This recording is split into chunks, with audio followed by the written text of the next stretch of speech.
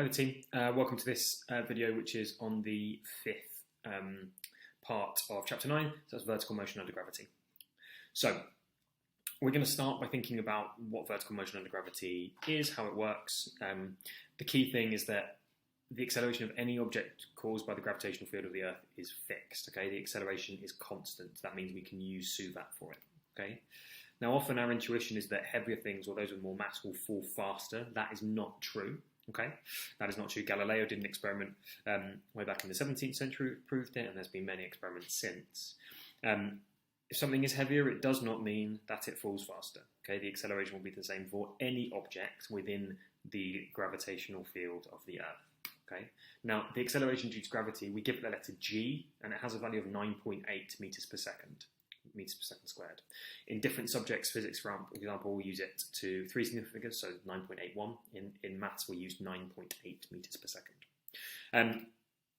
And just for information, really, that strength, that acceleration is defined by the strength of the Earth's gravitational field, and that in turn is defined by the mass of the Earth.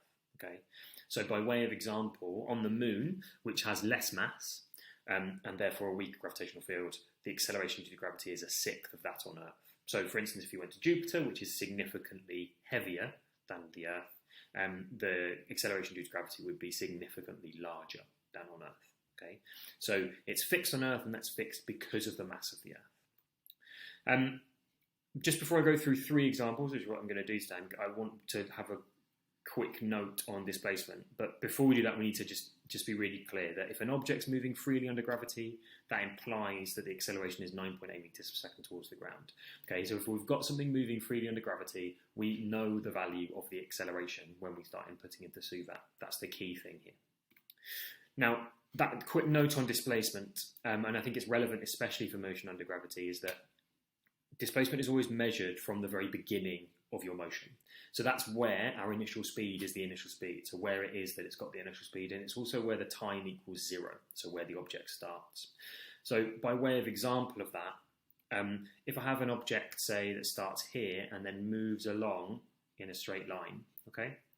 Now, at this point, my time starts, okay? The clock starts here, okay?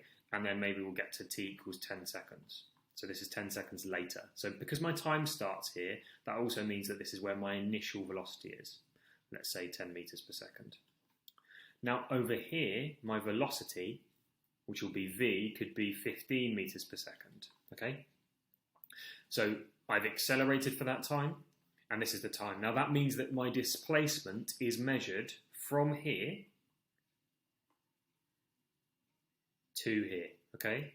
That is my displacement vector s. Now, in this kind of motion, that seems pretty easy and pretty simple.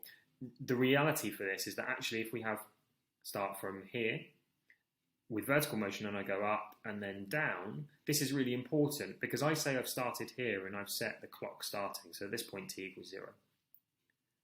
Now, when my object is below that point, okay, actually, especially if I have defined upwards as my positive direction, then I need to know that when I'm moving, if I'm, say, at this point here, which is above my starting point, I'm going to have a positive displacement.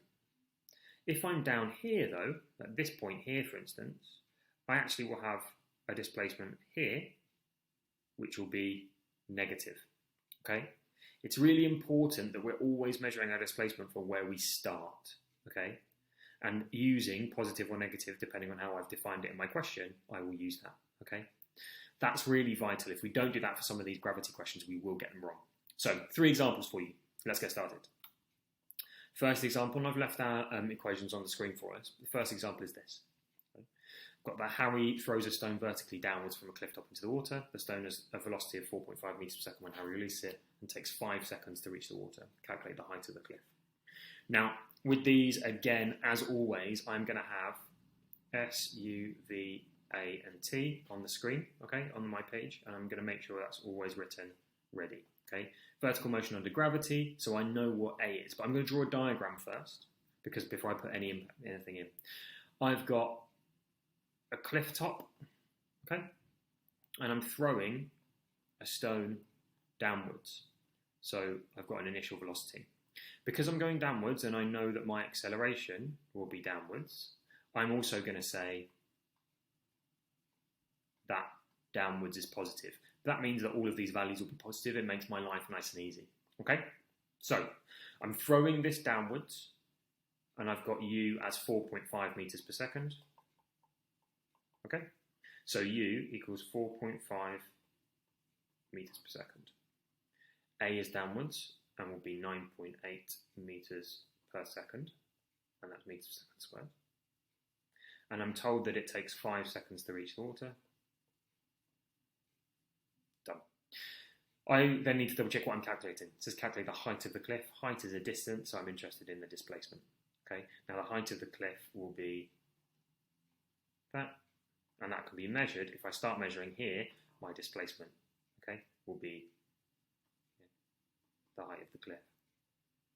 So I've got S, U, A, and T, so I need to use S equals UT plus half AT squared.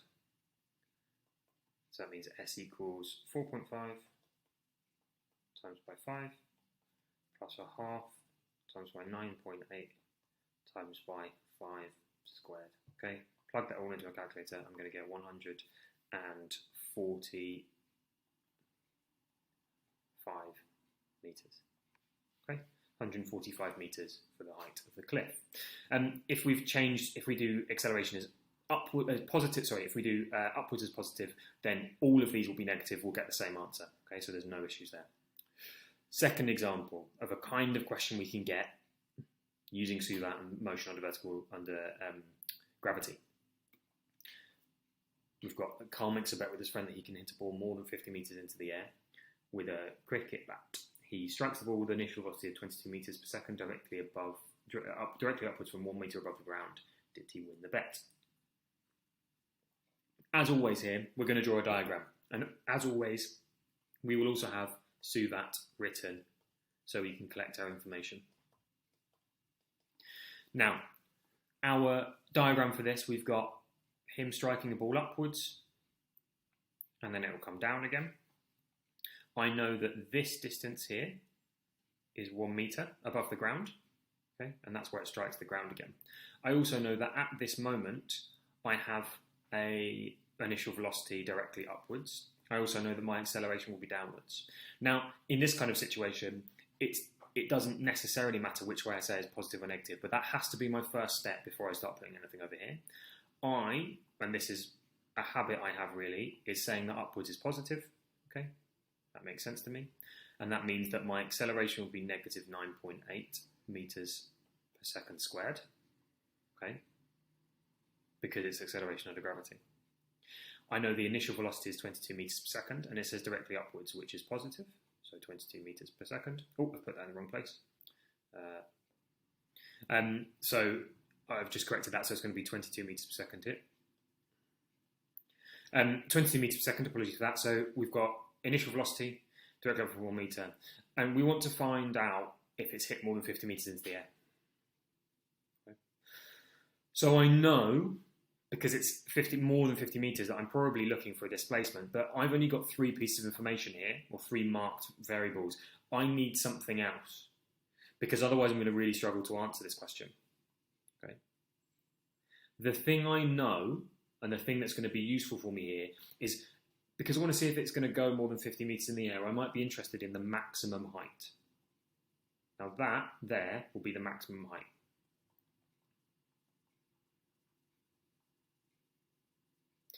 At the maximum height, we will always have the velocity of 0 meters per second. Okay? When you throw something into the air, it will instantaneously stop at the very height of its motion before it then turns around and comes down again. Okay? Before it then returns to the earth. So we have an instantaneous velocity of 0 at the maximum height. So I can put that into my 0 meters per second. Okay? Now, once I've got this, I've organised my information, I can now find the maximum height. of the ball. That's what I'm finding. I'm finding the maximum height. If I put I find the point at which v equals 0, I'm going to find the maximum height. So I've got s, u, v, and a, so I need to use v squared equals u squared plus 2as. Now v is 0.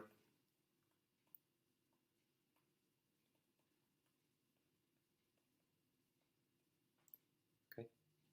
Now that needs to be negative. And so from this point, I can get to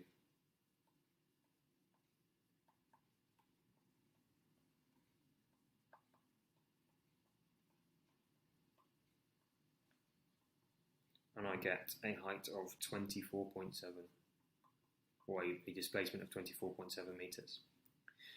I need to be very careful here though.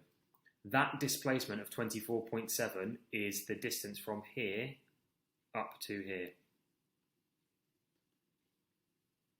That means my height above the ground is actually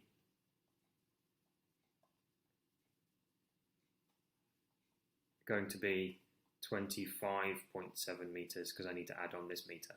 Okay. Either way, though, he lost the bet. Okay. Key thing from this is this point. Okay.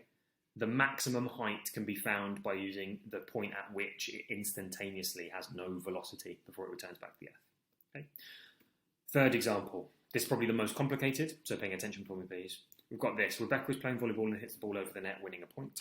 She strikes the ball from a height of 1.5 meters with a velocity of 10 meters per second. How long does it take the ball to hit the ground? Again, as always, S, U, V, A, T.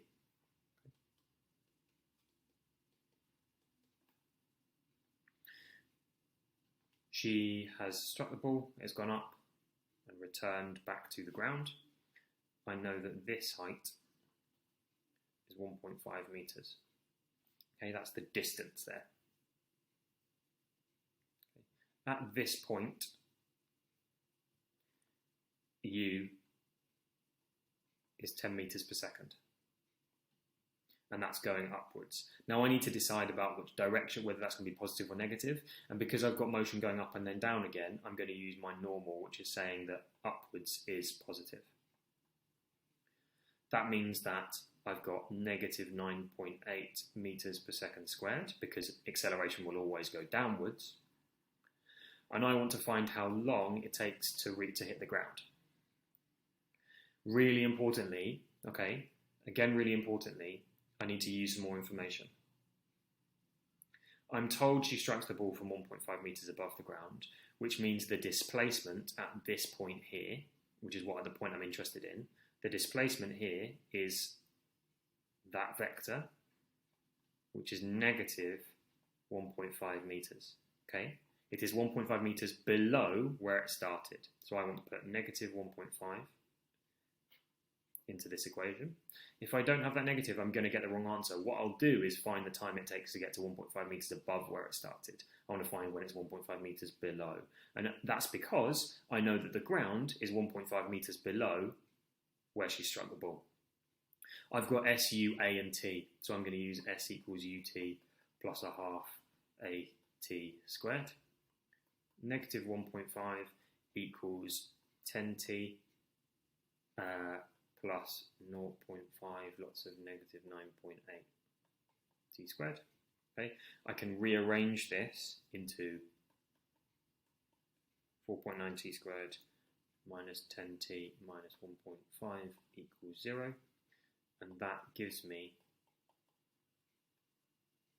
T is 2.18 or T is negative 0.14.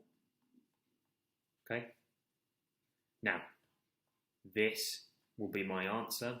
This answer is assuming that it started here, okay? So 0.14 seconds before it reached here, it could have been at the ground, right? But we know it started here, okay? So I can get rid of any negative time, and I'm going to use this, okay? T equals 2.18 seconds as my final answer. It takes 2.18 seconds to go up and then come down and hit the ground. Those are your 3 examples. Pre-quiz is ready. Have a look at that, please, and then get started on the sheet. Good luck.